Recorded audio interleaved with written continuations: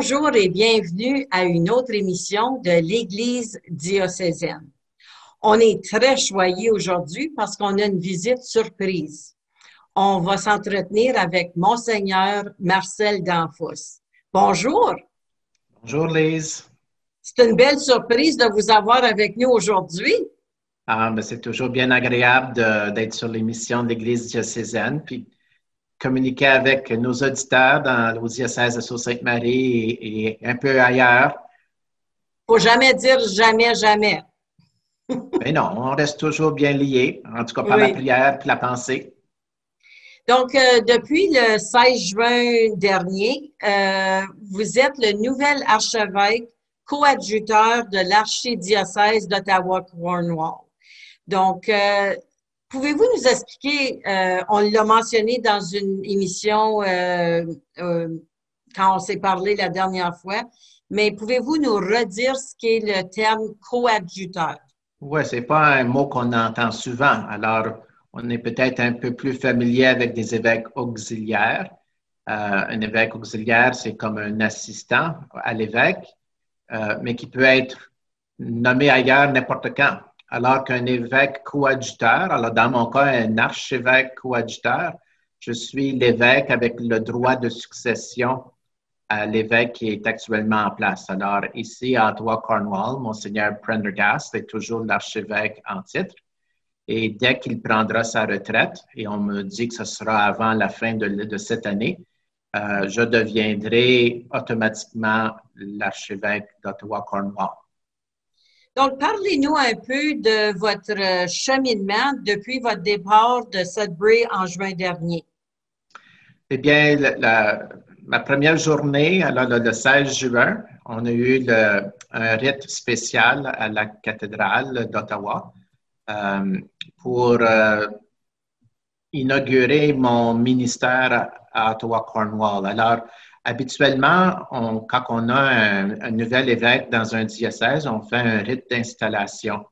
Mais puisque ce n'est pas moi qui est le nouvel archevêque d'Ottawa-Cornwall, je suis seulement le coadjuteur, on fait ce qu'on appelle une cérémonie de réception. Alors, je fais une profession de foi, un serment de fidélité, on lit la bulle pontificale qui me nomme comme coadjuteur du nouvel archidiocèse. Et cette année, ça s'est fait en toute simplicité à cause de la COVID. Alors, on ne pouvait pas encore aller au 16 juin Oui, avoir une justement. grande foule. Mhm. On était une dizaine de personnes et on était tous dans le sanctuaire, ce qui fait que c'était dans l'intimité. Justement. Est-ce qu'il s'est passé autre chose qui Alors, était... bien sûr, alors depuis ce jour-là, j'ai célébré la plupart de mes messes à la cathédrale même à cause de la COVID. Euh, avec la pandémie, ce n'était pas le temps de me promener de paroisse en paroisse. Mais Mhm. depuis le 1er août, euh, j'ai commencé à faire des visites en paroisse pour l'installation des nouveaux curés. Alors, ça a été une belle occasion pour sortir de mon nid puis commencer mes visites, puis rencontrer les prêtres, les paroissiens de différents dans la grande région d'Ottawa-Cornwall.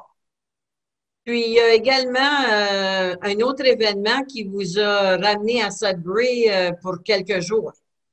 Ah, ben, il ne faut pas manquer ça, l'ordination de notre diacre Chad Franklin, le 14 août. Ça a été un jour mémorable dans mon été. Pour un évêque, c'est toujours une des plus grandes joies d'assister Mhm. à une ordination.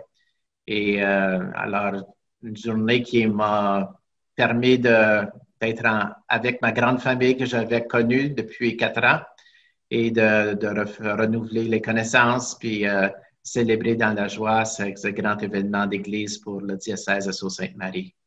C'était encore une fois, à cause de COVID-19, une célébration intime, si on peut dire, parce qu'on ne pouvait pas se permettre d'avoir plusieurs invités. Ben, on était quand même une cinquantaine, ce qui n'était pas Oui. trop mal. Et on a pu téléfuser en direct, ce qui a permis à d'autres de se joindre à nous. Alors, je crois que même la messe a été enregistrée, ce qui fait qu'on peut aller sur le site diocésain et se brancher puis visionner l'ordination. Donc, si on retourne un peu en arrière, en 2016, pendant votre première entrevue à l'émission d'Église diocésaine avec Émile Guy, vous avez exprimé ce que serait votre mission, vos aspirations pour le diocèse de Sault-Sainte-Marie. Est-ce que vous appliquez la même philosophie pour votre nouvelle archidiocèse? Alors, oui, en effet, c'est important pour moi d'être toujours en contact avec le monde avec qui je travaille. Alors, tous mes plus proches collaborateurs, les prêtres d'abord, puis tout le personnel qui travaille avec moi. Alors, c'est là où je mets le plus grand effort présentement, le plus grand montant pour venir qu'à connaître ces personnes, lier un climat de confiance, puis établir une équipe qui pourra bien servir tous les diocésains d'Ottawa-Cornwall. Vous avez également eu la responsabilité d'aider à gérer l'amalgamation des deux diocèses. Oui, alors ça, c'est quelque chose qui continue. Alors, même si canoniquement, le diocèse a été, les deux diocèses d'Alexandria-Cornwall et d'Ottawa ont été amalgamés, la réalité à la fois pastorale et au niveau administratif, il reste encore énormément de travail à faire. Alors, juste au niveau administratif, on est encore deux diocèses civils indépendants. Ah, d'accord. Alors, il faut qu'on passe par le gouvernement de l'Ontario puis le gouvernement du Canada pour qu'ils puissent reconnaître une nouvelle charte qui reconnaît la nouvelle réalité de l'archidiocèse d'Ottawa-Cornwall. Alors, on travaille avec nos avocats, puis ça peut prendre encore un petit peu de temps. Au niveau pastoral, eh bien là, c'est faire en sorte qu'on puisse intégrer tout le monde qui d'abord travaille pour les deux diocèses, pour qu'on puisse travailler comme une équipe, et aussi voir à ce qu'on puisse bien desservir tout l'ensemble des paroissiens de toutes les régions d'une façon égale et qu'on puisse se dire comme un archidiocèse et non deux. Oui, justement. Qu'est-ce que vous diriez sont les grosses différences avec votre ancien diocèse de Sault-Sainte-Marie et celui que vous occupez présentement? Bien, la plus grande différence pour moi, c'est la géographie. Alors, même si le monde ici dit que ah, Monseigneur, tu as un grand territoire à couvrir à cette heure de toute la région de Cornwall, en plus d'Ottawa, alors moi, je me dis c'est tout petit. C'est à peu près 10 fois plus petit que ce que j'avais à Sault-Sainte-Marie. Alors, pour moi, les distances se font très facilement. Alors, quand je me promène, je vais jusqu'à Cornwall, par exemple, c'est 1h15, 1h30 au plus. Alors, c'est des courtes distances comparées à ce que je faisais à Sault-Sainte-Marie. Alors, ça, c'est une des différences. L'autre réalité, c'est que j'ai quand même beaucoup plus de paroisses et plus de fidèles dans mon diocèse. Alors, si on amalgame les deux diocèses ensemble, si je ne me trompe pas, on a 130 paroisses, ce qui fait que c'est un peu plus que ce que j'avais à Sault-Sainte-Marie, où je pense qu'on était à 94, quelque chose de même. Alors, puis à cause de la grande ville d'Ottawa, on a une population catholique d'à peu près un demi-million. Ce qui fait que c'est plus que qu'est-ce que j'avais à Sault-Sainte-Marie. Donc, alors j'ai plus de prêtres, comme de raison, pour desservir toutes ces paroisses. J'ai plus de personnel. Puis ça serait peut-être l'autre grosse différence, où je passe d'un personnel d'environ 9 personnes à une quarantaine, 45, 50 personnes qui travaillent au centre diocésain. Alors, gérer un grand nombre de personnes comme celui-là, c'est c'est vraiment différent dans la façon de travailler à tous les jours. Alors, il faut un petit peu plus de niveau de hiérarchie, si tu veux, pour qu'on puisse bien collaborer ensemble et faire en sorte qu'on respecte tous les protocoles qui sont en place. Il faut être organisé aussi, j'imagine, avec un personnel de 45 personnes. Oui, puis là, comme dans toute place, il y a toujours des changements qui se font. Alors, il y a du changement de personnel qui se fait présentement dans des postes quand même assez importants, ce qui fait qu'il faut maintenant faire un bon discernement pour revoir un peu la description de tâches de la personne, puis ensuite aller trouver quelqu'un qui pourra bien remplir le rôle. Alors, on a présentement 3 postes qui sont d'importance assez grande, qui fait que ça demande beaucoup de temps et de consultation. Donc, vous ne chômez pas. Non, non. Puis pour ajouter sur le top, juste cette semaine, on a annoncé qu'on doit changer le lieu de notre centre diocésain, ce qui fait que l'édifice dans lequel on se retrouve est arrivé à une fin de vie. Alors, on ne pourra pas avoir de chauffage cet hiver. Puis, on n'a pas l'argent pour faire une rénovation qui mériterait d'être comme ça coûterait trop cher, tout rénover ce qu'on a à rénover dans cet édifice-là. Alors, par le 18 décembre, il faut se retrouver à un autre endroit pour aller faire tout notre travail de tous les jours. Vous avez du pain sur la planche. Oui, ça va être beaucoup de réunions, beaucoup de discussions, de consultations et on va prier Saint-Joseph qui nous trouve une place le plus tôt possible. Je vous le souhaite. Merci. Comme si ce n'était pas assez, il faut parler de la chère pandémie, le fameux COVID-19. Donc, comment gérez-vous la pandémie et ce que vivent les écoles catholiques de votre archidiocèse? Bon, ben, premièrement, la pandémie affecte tout le monde. Ça ralentit un peu le travail de tous les jours, ce qui juste du fait qu'on travaille moins en équipe, moins ensemble. Il faut faire des rencontres Zoom, un peu comme on fait aujourd'hui pour pouvoir arriver à certaines choses. C'est quand même, c'est pas qu'on ne fait plus rien. Au contraire, on travaille peut-être même plus fort pour arriver à faire tout ce qu'on a à faire.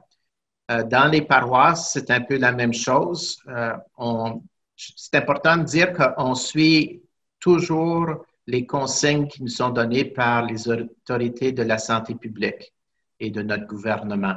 Alors, ce sont les consignes qu'on reçoit. Nous autres, comme diocèse, on met en pratique ces consignes-là de façon que ce soit applicable dans toutes nos paroisses. Et là aussi, on a à aider tous nos prêtres et nos fidèles à suivre les consignes qui sont données pour assurer la sécurité de la santé de tout le monde. Alors, c'est un peu plate parce que le monde n'aime pas porter des masques. Alors, tout le monde porte des masques. On doit garder une distanciation dans nos églises.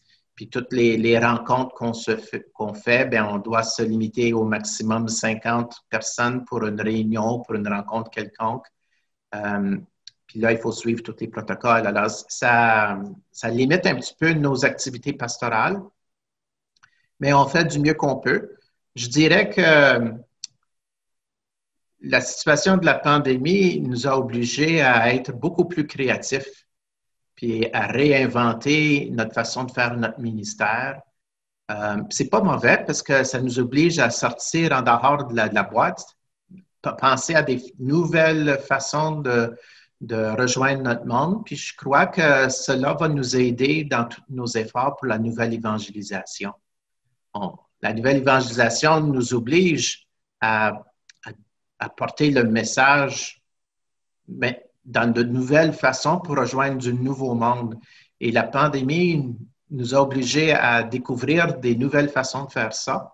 Et je pense que ça sera bénéfique d'une certaine façon. Un des exemples dans notre diocèse, c'était certaines messes qui étaient diffusées en ligne. Oui, alors il y a beaucoup de paroisses qui se sont équipés pour faire ce genre de télédiffusion ou d'enregistrement.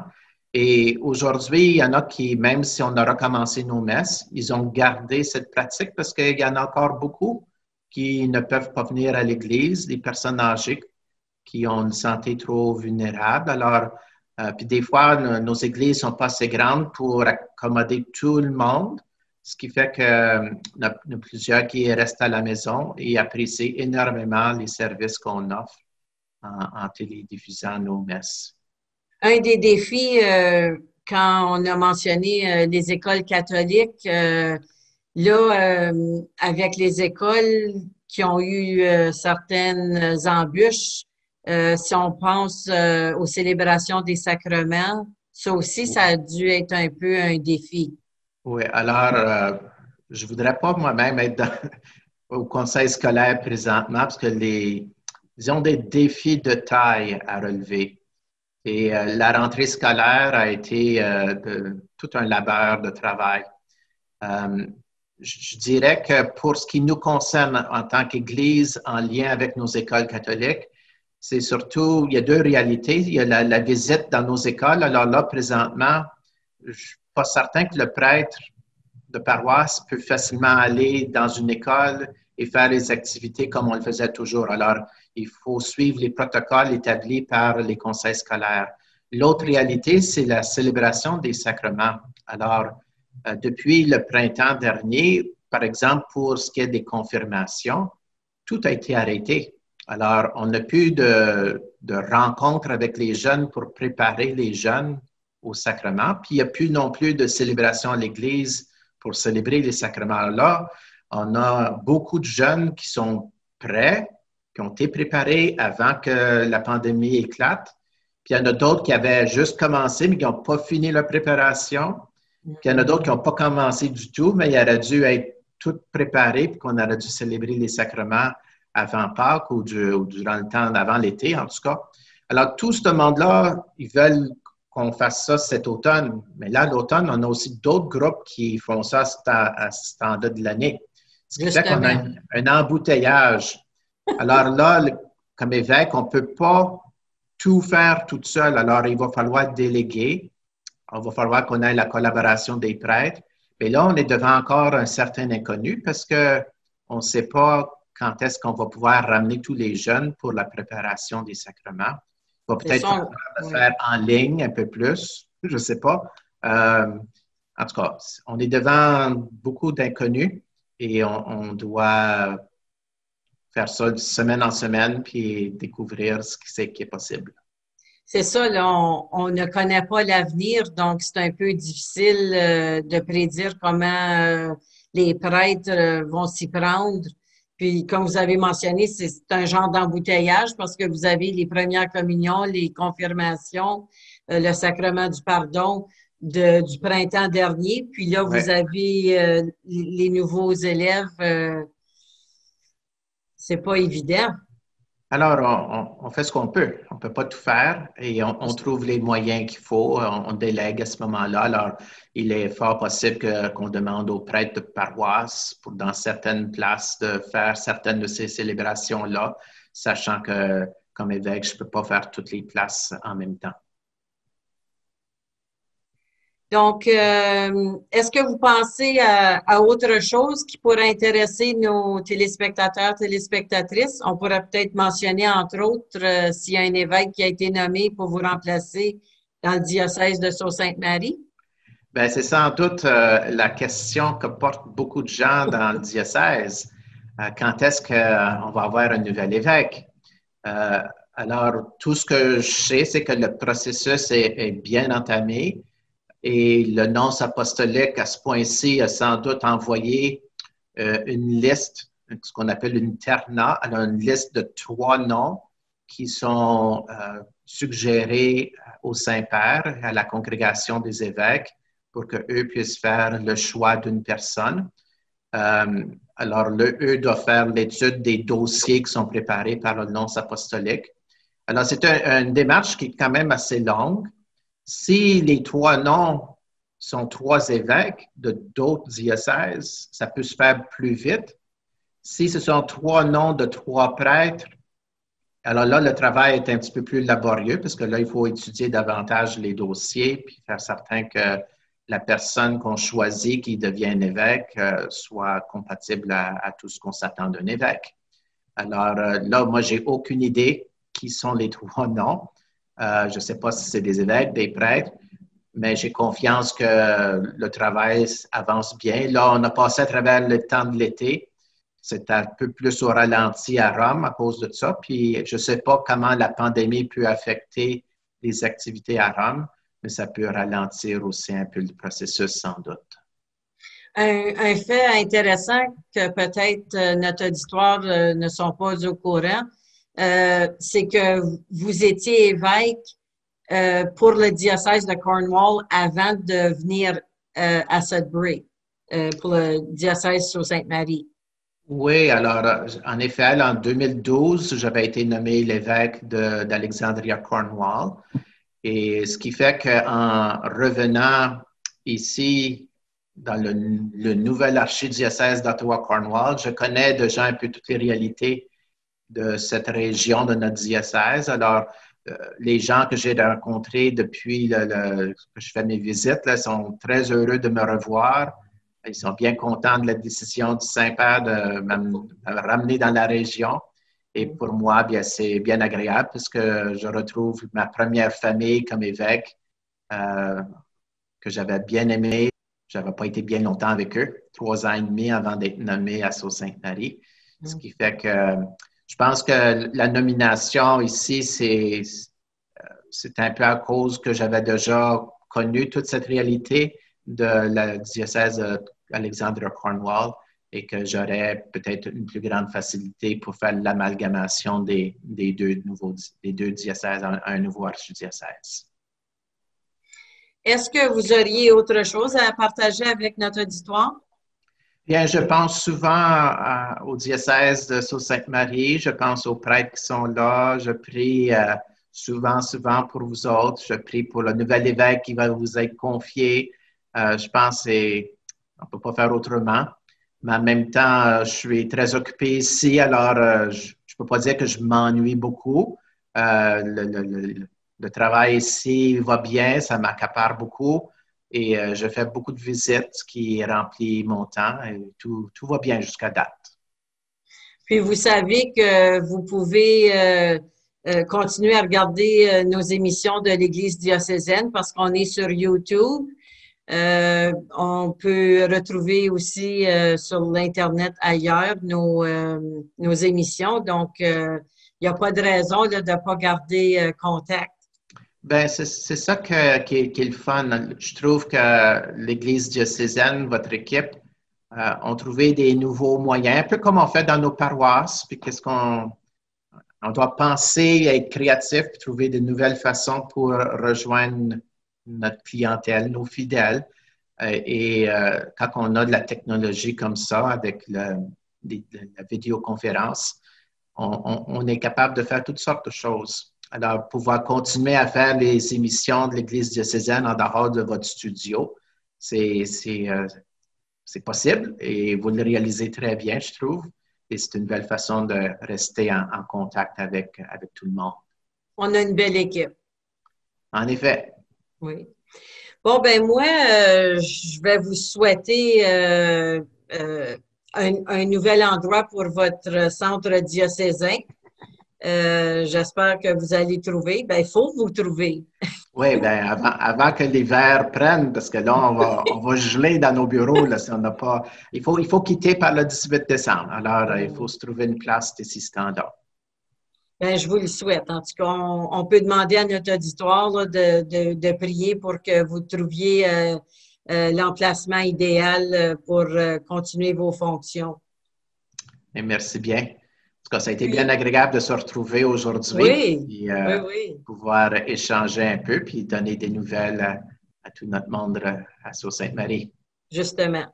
Donc, moi, de ma part et de la part de nos téléspectateurs et téléspectatrices, je vous souhaite bon succès avec tout ce que vous avez à entreprendre dans votre nouveau diocèse, archidiocèse. Puis, ça nous a fait plaisir de vous accueillir aujourd'hui. puis longue vie. Puis, on ne sait jamais. On pourra possiblement, à un moment donné, avoir encore une fois une autre entrevue. On ne sait jamais. Ben, c'est toujours possible. Puis moi aussi, j'espère pouvoir me retrouver dans le diocèse pour célébrer des messes d'action de grâce une fois que la pandémie sera terminée. Et peut-être je me retrouverai aussi pour l'ordination, l'installation de votre nouvel évêque. Oui, justement. Donc, de ma part, Lise Dugas, je vous remercie d'avoir été des nôtres et je vous souhaite de visionner toutes nos émissions de l'Église diocésaine.